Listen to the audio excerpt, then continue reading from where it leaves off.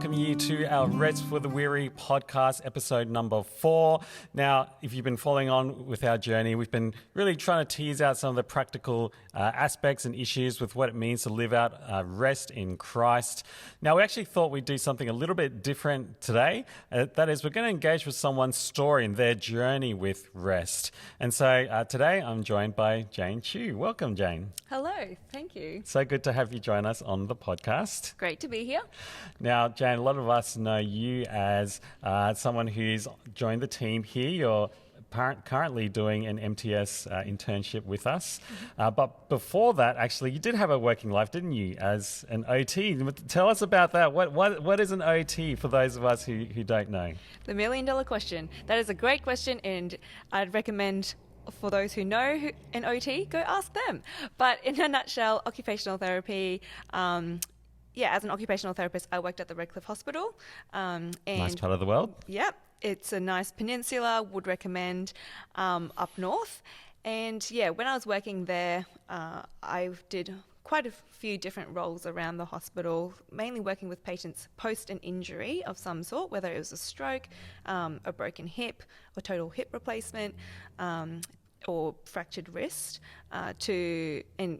So working with them to see what were the roles that they had before their injury, what's important for them to do, what's meaningful for them to do, and how can we support them to go home safely and be as independent as possible. And there was a range of things we did with them, looking at them as a person, their environment, physically as well as their social supports, and what they actually needed to do, whether it was making sure they could shower safely, go to the bathroom, feed themselves, go to the shops and get groceries. So, that's OT in a very small nutshell.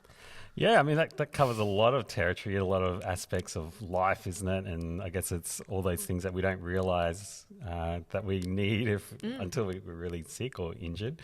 So, really vital role that OTs play. But now you've gone from that and you're now doing a ministry internship with us here at CPE, which is great. Now, that means actually you've been working and living through two very different kinds of settings. Now, as I said, we wanted to engage with this issue of rest. So I wanted to ask you, tell me a little bit about your journey with rest. What have you learned about rest? What have you learned about yourself along that journey through those different life stages?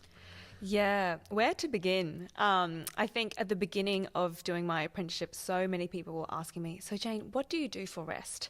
And they seem to put the pressure seemed to be on, because they're like, it'd be helpful for you to figure out how you rest before you get into ministry or throughout your journey. Before starting my MTS, I thought rest kind of was just involved my physical rest of just sleeping. I really love sleeping in. Sleep is good. Yes. But also, I think in my new grad job, as a new grad working at the Redcliffe Hospital, I realised I actually need something to help me switch off from work. And that's when I actually started jogging. And so I think that was an activity that was physically exerting. Physical exertion. Yep. That's the term. Mentally, I needed to actually concentrate on setting myself a goal and literally running for it. And it just helped me to wind down from the workday. But since moving from north side, no longer having the beauty of the water beside me when jogging at Redcliffe, I found it really hard to be in suburbia and in around on the south side, and so I think I stopped jogging then, and which wasn't great for my mental health. But then I was like, actually I need to find something else that will still be able to help me check those boxes. So you really felt actually just that change. And missing some of that physical exercise actually kind of affected everything. Yeah, definitely. Like, I think being in God's creation was one thing to kind of be like, there was something just so serene about being beside a body of water and having the breeze, on the peninsula. And there was also this it seemed to be a physical boundary of what happened on the peninsula with work and my winding down from work, I would leave on the peninsula and I'd drive home, and then I would not have to think about work anymore. So I think that was really important.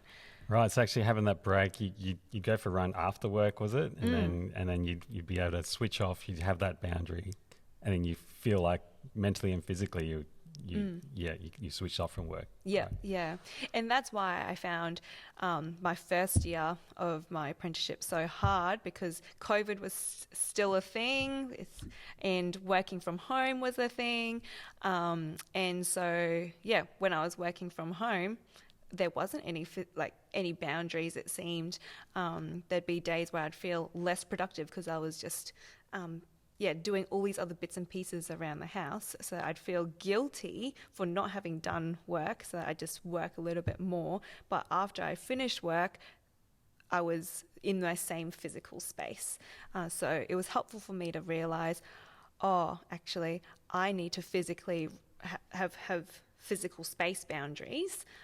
So when I started working in the office space at church, I found that really helpful to be like, this is where I'm being productive. This is where I smash out my work. And once my work is finished, I turn my laptop off, and then I drive home. And then my home is just where I'm safe and secure, and it's restful, and there's no work that comes with me there.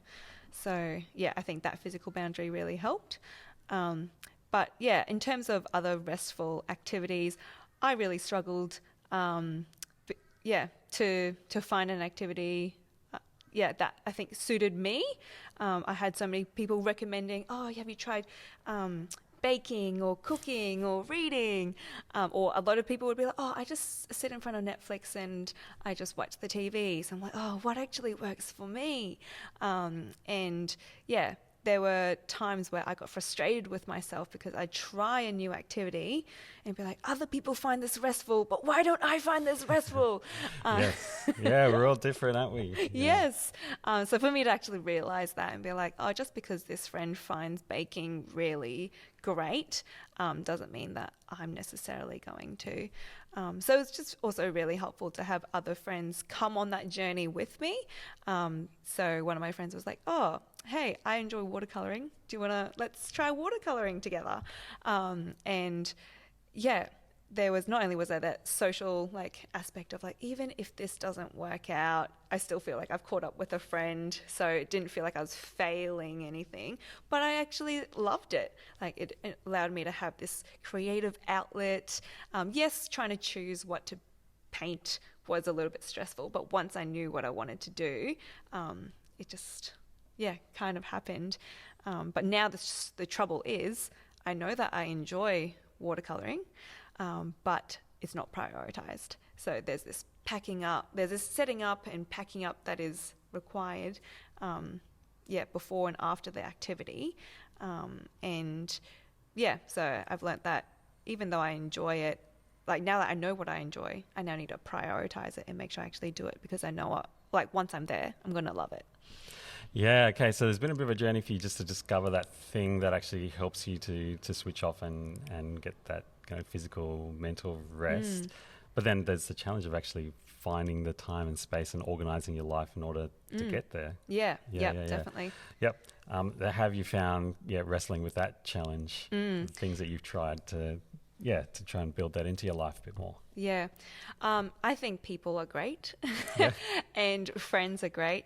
And so, it's been really great to have friends keep me accountable. So I know that I've also learned that I enjoy walking in nature.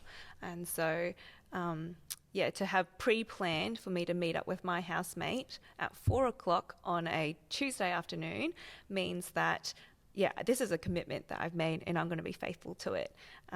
So that gets my butt out of the office, which is really nice. People are great. Accountability, hey? Yeah, that's right. And other people also being like, hey, there's no pressure, but maybe you might enjoy this activity. So rock climbing or deadlifts and stuff. New activities that I've tried, which I before was like, I don't think I'll enjoy, but I've actually found surprisingly restful. Yeah, right. So people have helped you to explore some of those different kinds of things, and that's been helpful for you. I mean, tell us a little bit about that as well. As a single woman, you know, you've got a flatmate, and it sounds like that your, you know, helpful way investing in that relationship and doing some of those hobbies has been helpful for you as well. Yeah.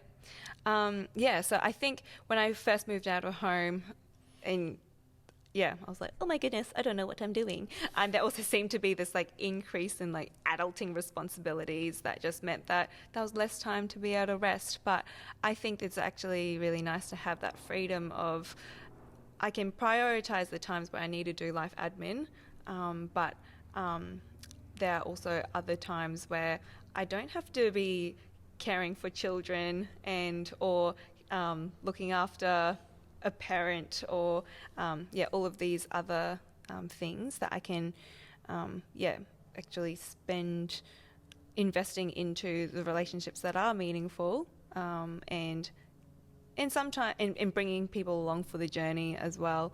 I think resting together with my housemate has been really nice. And even with some of the girls that I've been meeting up with here at CPE, it's like, oh yeah, we can meet up, we're sitting down to read the Bible, but also let's just go for a walk at the Tui Forest while we do this. So that's been really good. I mean, tell us a little bit about that, the ministry life, because it is famous in a way for, you know, those boundaries that you found so helpful in OT world tend to not be as clear when you're involved in Christian ministry. Yes. Has that been your experience? Definitely. Yeah. The thing I loved about OT work was I arrived at